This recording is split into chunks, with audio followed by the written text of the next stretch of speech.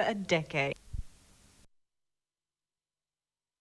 Some, like Jimmy Little, Archie Roach and Troy Cassar-Daley, have achieved mainstream success. But for most Indigenous singers and songwriters, recognition is limited to their own communities. Now, Buried Country, a trilogy of film, book and CD, aims to put the Aboriginal country music tradition into its rightful place on our cultural map. Annie White reports. Just the shadow of a boomerang made by my father's hand.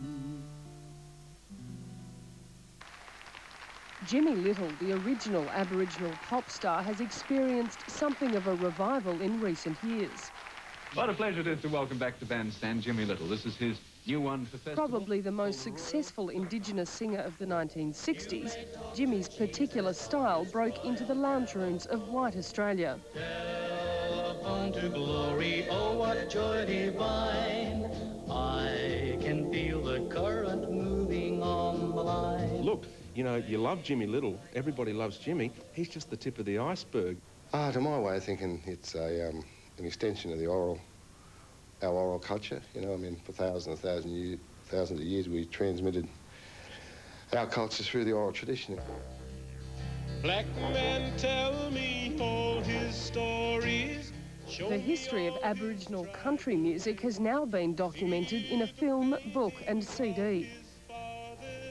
A lot of these characters, it was amazing to meet these people, to go around, and I sort of, in some ways, felt sometimes like those musicologists in the 1950s who go to the deep south and find bluesmen still alive.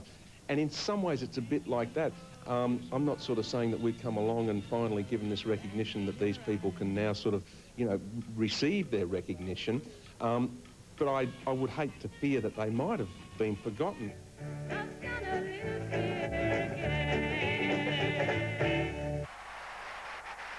According to musician Kev Carmody, who narrates the film, country music appeals because all you need is a guitar and a good story.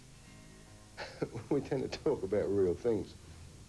Life, death, joy, sadness, stories. Whereas if you look at the mainstream music, it's totally, you know, fantasy stuff. They just want 3.5-minute grabs between advertising.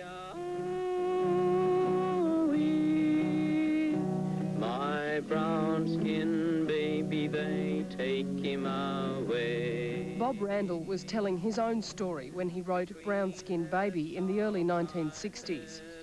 Taken from his mother as an infant, he grew up on a mission on Croker Island, where he learned to play music. It was powerful amongst us, and I think that was important.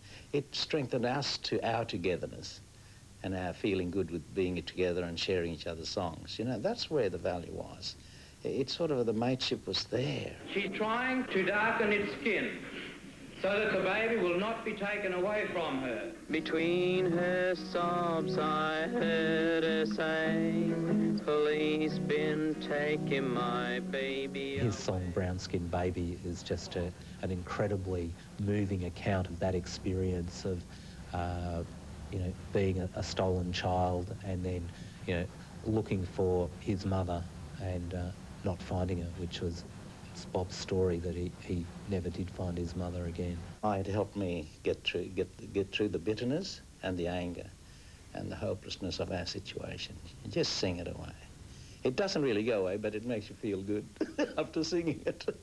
I can hear the ripple of a mountain stream, see the sunset. Other Indigenous country artists like Roger Knox faced adversity later on in life.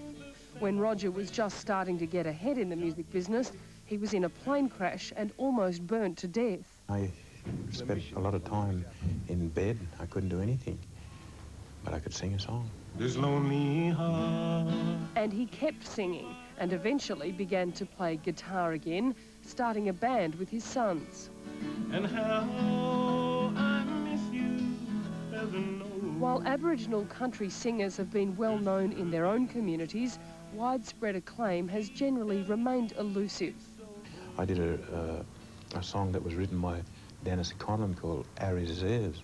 Talks about the struggles on the mission. talks about land, but we couldn't get it played on radio because they'd tell me it was a bit controversial.